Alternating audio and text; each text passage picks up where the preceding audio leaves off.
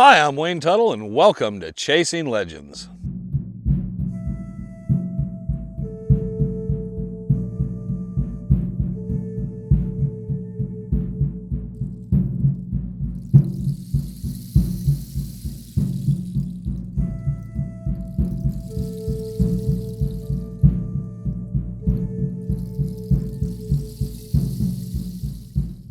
Welcome back to Chasing Legends. I'm Wayne Tuttle, your host once again. Please hit the subscribe button, hit the notification bell to find out all the updates and when we got videos coming out. Go down and leave a comment if you want to leave a comment. We appreciate everybody watching these videos. Belt section, Dutch Hunter Rendezvous, Legend Superstition Mountain shirts. They're black, they're gray, they're long sleeve, they're short sleeve. Pick one up, look cool. All right, getting into this week's story. A tale. And I wasn't there, but I was told this story. So I will tell the story as in the first person to some degree. But there's a group of individuals, and they were camped down in Marsh Valley. They went up and through First Water, up over Bull Pass. Got down in Marsh Valley, they set up camp, and they were looking for some old structure or foundation or something down in there between Blacktop and Bluff Springs Mountain. Now, I've read a few things about something that was supposed to be back in there and some people that had found it and then destroyed it and different things. But I was told this group went back in there. It was like 8-10 people. And they went back in and they were gonna grid it out. Two different groups searching, a guy or two in the camp. And they were gonna go search all this stuff. So they got in there the first day. And one of the things they liked talking about in the story was good food. One of the guys that came with them, I guess, was a chef, and he cooked really well. And he cooked them a dinner first night, and it was just awesome. And they were all like planning everything out. They already had everything out on the topos where they're going to work. And part of the idea was they were going to spread out, so there was about 8-10 feet between each guy. Work their way down. They made big rectangular boxes, and then they were going to work back and forth a couple times, have lunch, and then work another section. And so the idea was to search for this place. And so they had it all set up. Next day we're going to start. They sat down at the campfire and they're kind of chilling out and everything. And after they've been out a while, they're looking out and they can see a light. And they all just sitting there around the campfire and they were looking at it. It seemed to move, but they couldn't tell if it really was moving. They kind of thought, man, it seems it's kind of stationary, but it's just like someone's walking around a little there. So finally, 2 or 3 of the guys got up. They started approaching this light they could see. And after probably about 400 or 500 yards, they come up to the spot where there's some boulders. And it had a clear spot, and there was a tree. And in the tree, there was a lantern. It was like an old oil kerosene lantern, and it was lit. And part of the thing was, there was nobody there. There was no sign of any gear. It's just this lantern lit hanging in the tree. So they talked about it, looked around, called out, said anybody around, figured what it must be. Some guy saw this as a good camp, had his gear with him, took his gear, but put the lantern there, lit it. He was going to be out in the evening and figured that'd be a way he could find his way back to his camp. So they decided just to leave things alone, didn't touch it or anything, went back to camp, saw the light was out there, went to sleep, didn't think anything of it. Next day they got up, they set up the grids, they went out, searched, didn't come up with anything, had lunch, good lunch because they have good food. Then they went back out, search again, and they were doing these rectangular areas and back and forth, and they would rotate who was with the group. And supposedly it was working out really well, but they weren't finding much of anything. So, and they were going from wherever they were camped in Marsh Valley back towards Blacktop and Bluff Springs Mountain and kind of catching those areas. So they figured they were actually doing really well. They were kind of a little ahead of themselves of what they thought they would search. Unfortunately, they're not finding anything. But they set up and they had another good dinner. They sit at the campfire. They've been at the campfire and they see the lantern again. And they saw the lantern down towards the end of Blacktop, and it seemed to be moving, and it would seem like after a bit they could tell it would move up and then it'd come down like someone was walking around with it. And they watched it, they talked, they kind of kept an eye on it. Then they thought, well, what if this guy's lost? What if he's out there and he's trying to find his way back to a camp or find his way out of there? And with the light of the lantern, he's not having much luck. Let's go check on him, make sure whoever it is okay. So 3 or 4 people again went out. They went out, they called out when they got closer to the lantern. It didn't seem to be like the person had sat down or something. They come up. The lantern is just sitting there on a boulder, lit, nobody around. Thought it was weird. They called out, said, hey, we don't mean you any problems. We're camped down over here. You're more than welcome if you see our campfire to come down by our camp. We figure maybe you need some help. You could be lost or something. We're not looking to cause any problems or anything. Just let us know, blah, blah, blah, blah, blah. And they got ready to leave. Then one of the guys before they left thought he didn't like the way the lantern was sitting because he felt like it was a little breezy. So he thought he'd move it over where he thought it was more stable. So he picked it up, put it over, because he was worried if it tipped over, it could cause a brush fire. And then they all went back to camp. So they went back to camp, didn't think much of it, was hoping this guy was all right. No one ever showed up at camp. Next day, they go through their same routine. They search, they search, they search. They don't see anybody around really. So and this is not even in the back of their minds because they're just thinking there's some guy out there camped out there. They finish up. That night they sit down, they have dinner and stuff.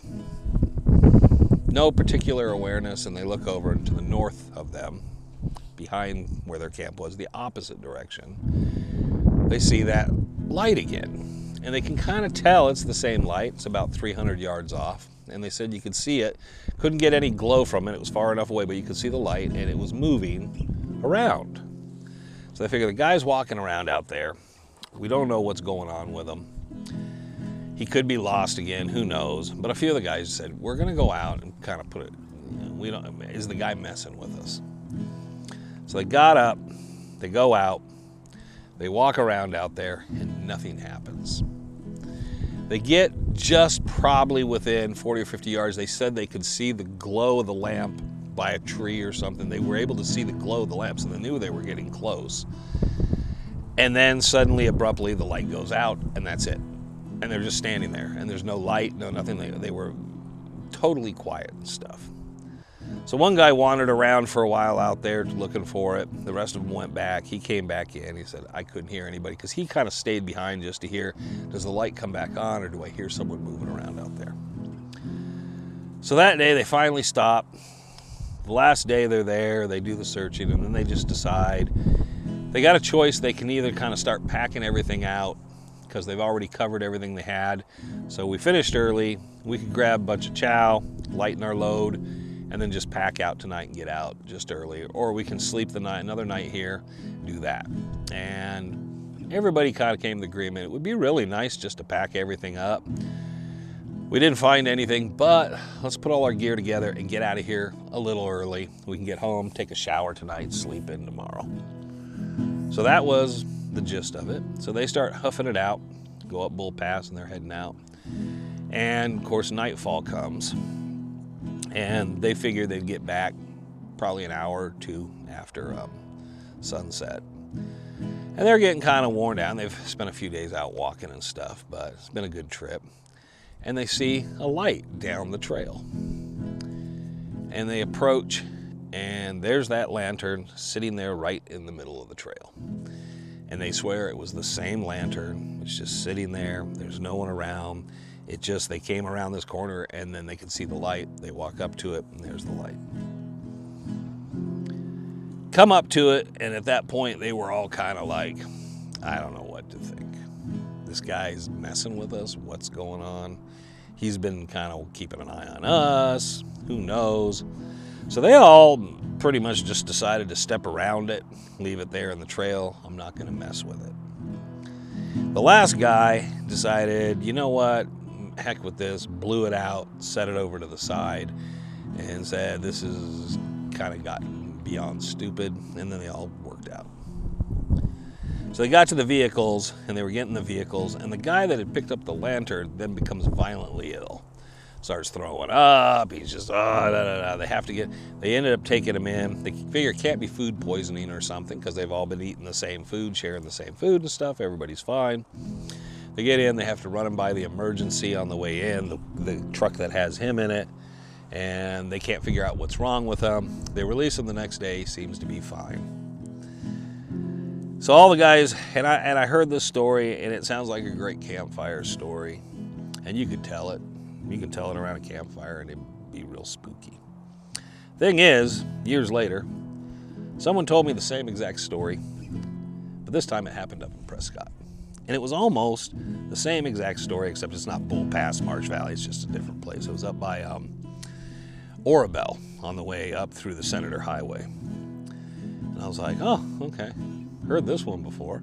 And I'm thinking, well, I wonder if someone adapted it to the Superstitions, or someone from the Superstitions or up at Orabelle in that area adapted it to there. Didn't think much of it again. And then my dad one day was talking about back in Birchfield, West Virginia, where he grew up, and he told me this story about this lantern that my grandpa used to talk about. And it was almost the same particular story, except now it's in West Virginia, in Birchfield, West Virginia in the hills. And I realize it's just one of those stories that either it might have happened, something might have happened, or it just became a piece of folklore, great storytelling that someone could tell and all that. So I come down and I always try to tell people when they ask about some stuff about the Lost Dutchman, or I read this, or there was this or that. That happens a lot. There might be something true. These guys might have come out and there might have been some guy lost out there and they couldn't find him with the lantern. But then the next time it was 2 nights and they couldn't find the lantern. Eventually the lantern ends up in the trail because it's a great piece of storytelling. Because you were listening, you wanted to know what happened. You were thinking, is there some curse? Is it the ghost of the Dutchman? Something like that. And depending how you tell it, you got so many places to go, but it's a piece of folklore, obviously. And the fact I was just lucky that I heard it from another person later at a campfire. And then my dad later starts telling a story. And there was 100 stories, but those were the old stories up in the hills. And they had a ton of those stories, and my grandfather was known as being one incredible ghost storyteller. He could sit down, and my dad said, you've heard the story 10 times and you still were scared after he told it again. And he said, I knew most of them weren't even true because I'd been with him. But he said he had a great way of telling a story that really drew you in. So when listening to Lost Dutchman, and sometimes when someone tells you, I don't know about that, that's what it is, that's the truth. There's a lot of people out there that will tell you stories, put themselves in places, say they lived out here, they did this, they did that, and they didn't. And I was out here as a kid, and I heard hundreds of stories around campfires as a kid. And a lot of times they were very similar, down similar veins. And a lot of times I just eventually be like, oh, I kind of heard this one before. But that was part of the whole campfire folklore, that whole tradition was telling those kind of stories. Even at the rendezvous a couple times, I know people have said, oh, let's tell some ghost stories. And I always thought there's nothing more contrived than, oh, it's almost Halloween, let's tell some ghost stories. So that's a good one, definitely for the younger crowd, but there's a great ending to this. So the story had been told a number of times. And one time we're down at Pinyon Camp. And 2 or 3 of us kind of knew the story. And there was a couple guys that were not like the most stout-hearted individuals when you were camping. They were the guys that went, what's that? Did you see that? And so we came up with a plan. And so the idea was we all went in and we knew there was the Killer Mountains story of Glenn McGill's group about the lantern missing, if you ever seen Killer Mountains, and then they woke up in the middle of the night and the lantern was burning in the camp. So we kind of like worked this together. And we thought it'd be fun. So everybody beds down, we're down there, and the shadow of Weaver's Needle. And then someone got up and lit that lantern and set it and turned it up. And someone kind of went, what the hell? Everybody gets up. And those 2 guys, you can just tell, were just out of there. It was just like, what the hell? So who came in and lit that lantern? And we don't even have a lantern like that. Where'd that come from? Well, we decided to get back to sleep after we talked about it. We got them thought we really got them going. Well, one of the guys decided he wasn't going to spend the night there, and we all went back to sleep, and I guess he picked up his stuff, grabbed his gear, and left that night. So we wake up the next morning. The other guy's completely freaked out because one of the other guys has disappeared now. We're like, oh, I think he just decided to leave the mountains. He's like, I don't know. Somebody come get him. Became a lot more hilarious. Then we had to try to explain to him, because he was ready just to, let's grab our stuff, let's go. And we're like, no, I understand. We brought the lantern on. He would not believe it. No, you guys are just telling me. No, we brought the lantern. It's literally one of those jokes that gets so far that you can't even tell the truth anymore. And they were both particularly mad. I don't remember ever seeing them out with anybody in the mountains after that. They probably weren't made for it, but yeah, that was a fun one. We used to do a lot of practical jokes like that here and there, because there was always some guy that just wasn't quite steady in the mountains and he wasn't quite sure of things. And yeah, that one had a really adverse reaction. Yeah, one guy gets up, got back, got in his truck and went home. The other guy all the way out was like, I don't believe you guys, I don't believe you guys. We need to go to the sheriffs and report to the sheriffs that he's missing, because he believes someone came and body snatched him in the night. So there you go.